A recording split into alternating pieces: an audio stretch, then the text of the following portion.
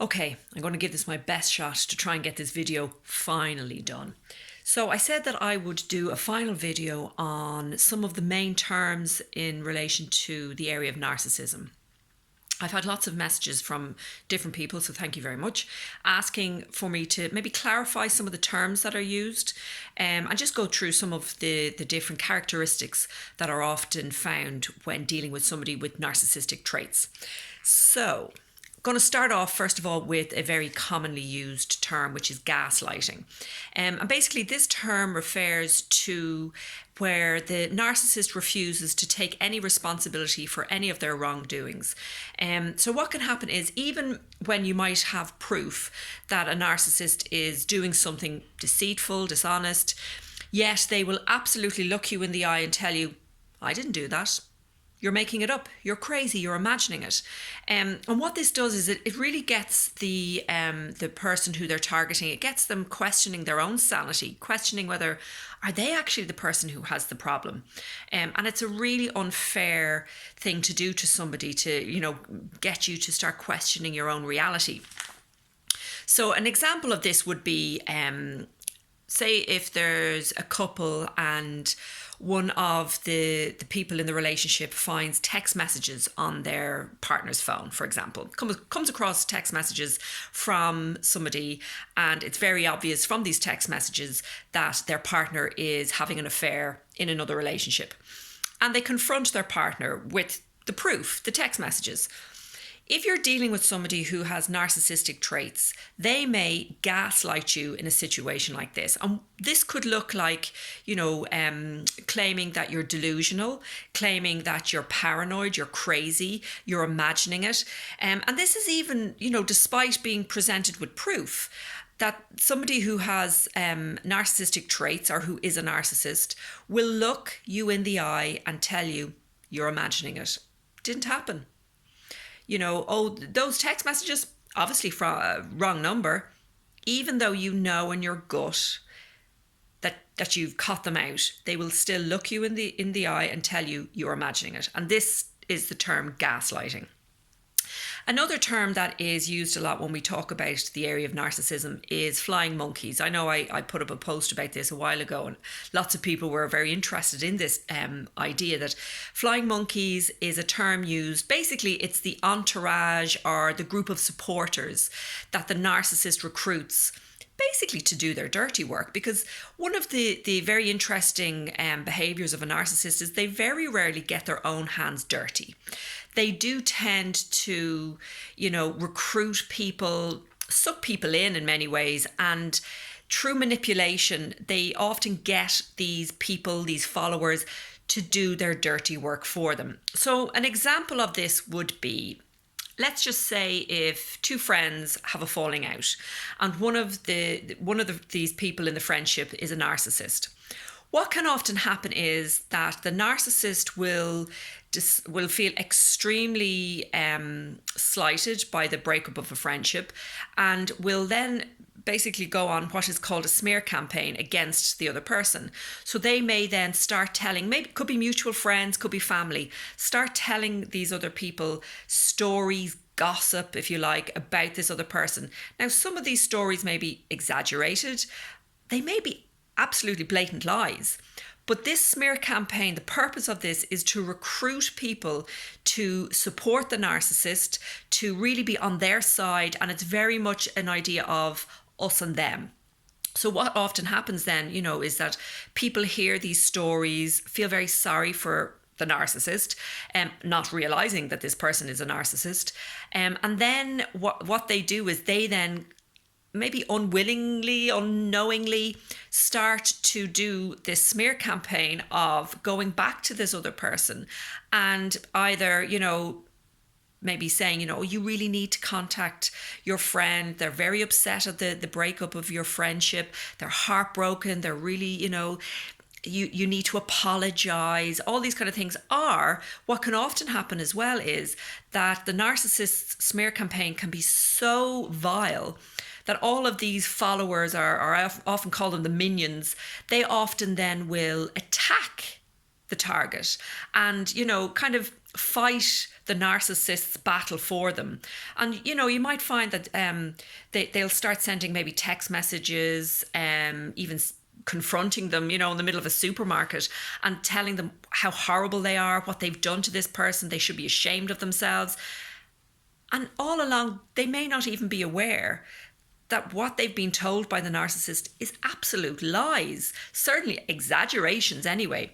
And these people are called the flying monkeys, because what the narcissist is doing is getting all these people to continue the abuse for them. And it's an incredibly destructive thing, because what happens is the person who's been targeted, not only have they being targeted by the narcissist, and maybe they've gotten the strength to pull away, and now the narcissist is feeling extremely rejected and really angry.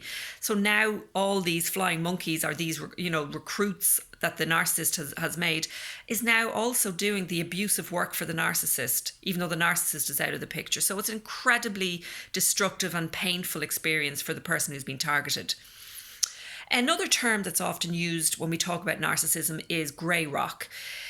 This basically is a term where, one of the main suggestions for people who are dealing with someone who is a narcissist is to cut all contact, to get away. You cannot fix a narcissist unless a narcissist is willing to look at their own issues and work on them, which very rarely happens, because a narcissist always feels everyone else is to blame. It's not their responsibility. If you cannot cut a narcissist out of your life, what is suggested is you do a thing called grey rock. And what that means is basically becoming the most boring, uninteresting, unemotional, unreactive person ever when you're around them. Because the narcissist is constantly looking for a reaction. It doesn't have to be a positive reaction. In fact, a negative reaction is often much more powerful for a narcissist. We call it narcissistic supply.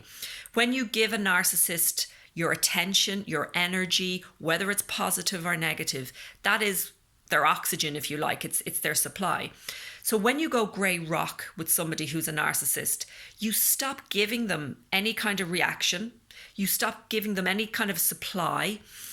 You even stop giving them information. And this is important, because often what a narcissist will do is they will find out little tiny pieces of information about you, about your interests, your likes, anything about your life.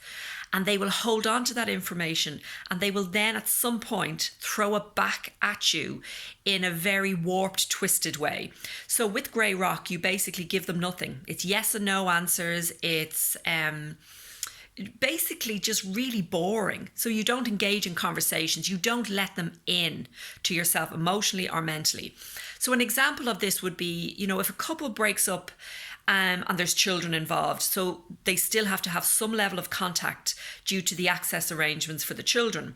What is often suggested is if one of the parents is a narcissist, the other parent needs to use this grey rock technique. So any kind of conversations need to literally just be about what time the children are going to be collected. Anything outside of that, no other information is given. And this can be really difficult, because narcissists are very manipulative and very clever. And they will often be very charming and pull you into a conversation, and you can let your guard down and you let them know something. They might say something about you're looking great, and you might go, oh, thank you, I've gone back to the gym. And all of this is being filed away to be used against you at another time. And if you let slip anything about your life, maybe you're in a new relationship, maybe you're heading away on holidays, you've got a new job, anything like this, it will come back to bite you. So when we're talking particularly situations like this, where, the access arrangements and you're dealing with a narcissist, grey rock means you be boring, you yes and no, just give the fact that's needed in that moment, but anything about yourself personally, anything about yourself emotionally, any piece of information that can later be used in any way, don't give it. That's grey rock. Another term that's used a lot is love bombing. And this is to describe the very early phase of a relationship with a narcissist. I work with lots of people who have been affected by narcissistic abuse. And the one thing that everyone has in common is it's so hard when the relationship is over, when you reflect back and say, but it was so amazing. It was so perfect for so long, or in the beginning, or whatever. And that's exactly what a narcissist will do. The beginning phase of a relationship with a narcissist is blissful. It's amazing. It's perfect. It's over the top. It's very intense. A lot of praise, a lot of promises, even a lot of presents, a lot of attention. Basically, it's that whole, the initial stage of getting to know you moves very fast, is very intense, is very, I think the word is over the top. And that's often something that people later on will reflect and say, if I'm really honest, I kind of thought it was all going very fast and very intense, getting very serious very quickly. But it at the time, it can feel perfect and blissful, particularly if you're really longing for a relationship. And then this person comes and they assess that you want somebody in your life who you can really love and who will love you. And often they manipulate that information and become that perfect person at the beginning stage. The problem is that, this love bombing phase doesn't last. And what happens is, whilst it feels great, it also feels quite unreal and uncomfortable, if you're really honest with yourself. And it is very shortly followed by a phase called devaluing and discard. And what happens is, all this perfect time, little things start happening then. And what little things like, little subtle things usually, like comments about your friends. Don't really like your friends. They're not really good for you. Or even little comments about yourself, don't like those kind of clothes on you, or, you don't need to be going to the gym. Sure, stay here. And what is happening is, these are little subtle ways of isolating you and breaking you away from your other support networks, your other kind of parts of your own life that you have that are your own. And then there's little subtle comments to try and sort of scrape away at your self-esteem. So like that, gosh, that top makes you look a bit fat, or, have you put on a bit of weight? Or very subtle, often wrapped up in compliments, but it's like a backhanded compliment. So there'll be little subtle things that let you know that this person, whilst they start off by absolutely this perfect love bombing phase, then comes a phase of devaluing. And what's happening there is, it's basically getting you to question yourself, getting you to, your self-esteem to dip, particularly getting to isolate you. And this is a really important part, is, often the narcissist will scrape away at your self-esteem and your confidence, because once you start questioning yourself, then they can really get in there. Because what happens is, when you question yourself and you question your own values, question your own ability to trust yourself, to make judgments, that's when they can really gaslight you, because they can say things like, you're imagining it, you're oversensitive. And of course, if you're already questioning yourself, you're going to believe a lot of this. So it's a way of getting control of you. Another term that's often used is hoovering. And this is actually, it's part of the whole pattern as well. So we've the love bombing phase, then we've got that sort of, subtle devaluing. And eventually that devaluing gets really quite toxic. And it can be, as I said, it can be stuff around trying to isolate you, trying to getting yourself to question your own decision making, question whether you can trust yourself, all those sort of things. And it can be very subtle at the start, and then it can get really, really heavy going, such as, the silent treatment, this kind of idea where, the narcissist will suddenly just stop talking to you and start ignoring you, and you're left going, did something happen? Did I? And you question yourself, and because you're coming at this with a very stable, rational mind, trying to work out why this person would do something like this. So the sudden silent treatment, you're then walking on eggshells. You're questioning what you did wrong. And what often happens then is a phase called hoovering. And what hoovering is that if you sort of start breaking away and you start realizing, okay, this isn't working, something's not right here, and you pull back a little bit, The narcissist will often do a thing called hoovering, which is they will then go back to almost the love bombing stage again. They will apologize for anything. They don't really mean it, but they will say what needs to be said. They'll apologize. They'll tell you that things will be different. They'll tell you how wonderful you are. They will basically suck you back in, promising you anything they need to promise you. They'll say anything they need to say. But the fact is, it's all shallow. And soon after the hoovering phase, when you kind of settle back in and go, okay, maybe this time it's different, then the discard will happen again. So, for example, I give you an example of the love bombing first of all. Often you'll see with in a new couple, that they're in the honeymoon phase, everything is wonderful, and that's like most couples, it's wonderful at the beginning. The difference is that in a relationship with a narcissist, the once it starts to come out of that sort of honeymoon perfect state, which is very intense and very fast and it moves very quickly, it then suddenly turns and it goes from being blissful to being really toxic. So often, if somebody's in a new relationship, it catches them so off guard because everything was so wonderful and yet so suddenly changes to being so, maybe the person's very angry, maybe the person is absolutely silent treatment. So in a new relationship, it's a really confusing time. An example then in the hoovering would be, you might hear of a couple who break up, and one of the people in the relationship might come to their friends and say, I'm going to be honest, it hasn't been great for a long time, and they might share with their friends that there's been a lot of manipulation going on, a lot of mind games, a lot of emotional abuse going on. And all their friends will rally around and, my God, we sensed there was something not right, but, you cut us out. And the friends will then suddenly kind of go, yeah, we kind of felt there was something not right. Then all of a sudden this person disappears. And the next thing is you see on Facebook that they're back together. Everything is wonderful. What can often be happening here is that the person has been hoovered back into the relationship. But because of the behaviours of the narcissist, they now feel they can't go back to their friends and say, oh, actually, I'm back with him or her, because they know deep down that the behaviours were so bad to break up the relationship, yet now they're being hoovered back in because they're being promised everything, but their gut is telling them this is not healthy, this is not good for me.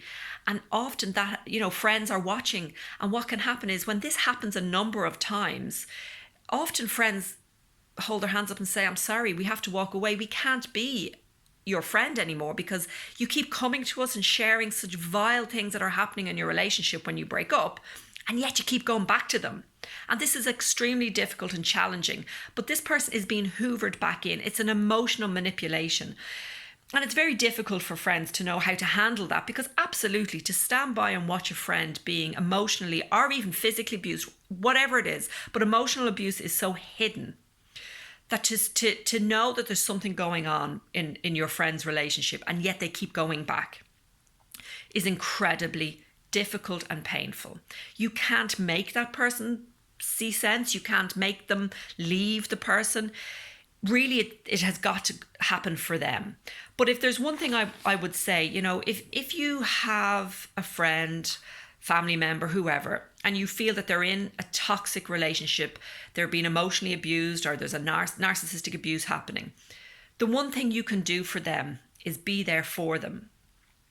When they come to you and they're in pain and there's all of this going on, direct them to information about emotional abuse and narcissistic abuse. Then when they do maybe go back because they've been hoovered back in with all the manipulation, it's amazing how that information that they have been perhaps reading up on and been, found all around emotional abuse, the little signs, the little things to look out for. If that information is in there for them, the hope is that their gut will be stronger, and they will eventually have the strength to pull away.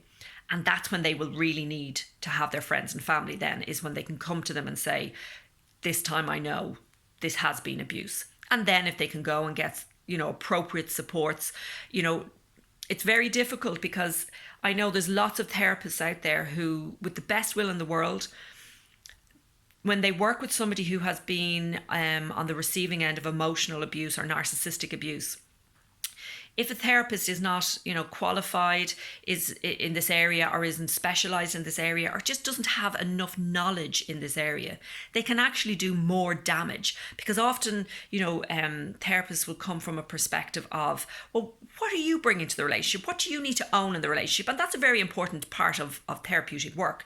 But often when somebody is the victim of emotional abuse, they can actually be re-abused by a therapist if a therapist is coming from a place of any sort of blame or responsibility being put on them, particularly in couple work as well. A lot of couples will come to therapy. One of the couple may be a narcissist, and what can often happen is that the narcissist will absolutely charm the therapist, and the therapist then, unbeknownst to them, kind of takes sides with the narcissist and can actually target the victim. And so this person isn't just the victim of narcissistic abuse at home, they are also then the victim on the receiving end of emotional abuse in the therapeutic room. So it's really important that if you are looking for any kind of therapy, or if somebody you care about is now ready to go and get some therapy around emotional or narcissistic abuse, get them to ask the question, do you specialize, or are you well versed in the area of emotional abuse or narcissistic abuse? And if the therapist comes back with a kind of wishy-washy, oh yeah, no. If they come back and say, yes, this is an area that I'm very interested in, I'm very passionate in, brilliant. It's an important question to ask. So I hope that this information has been useful. If there's any other questions that anybody would like to ask me, please message me or comment here. I will be running a number of workshops in the new year around narcissistic abuse. These workshops are aimed at anybody who has been on the receiving end of any kind of emotional or narcissistic abuse, who wants to learn more about it and wants to continue on their journey of recovery, because you do need to have a lot of information if you're going to recover from such an abuse. It's also for anybody who may have a family member or a friend who is on the receiving end of a narcissist. So it's also for you if you want to know how to support a family friend or a family member. So message me if you'd like to take part in those workshops, and I hope these videos have been helpful. Thank you.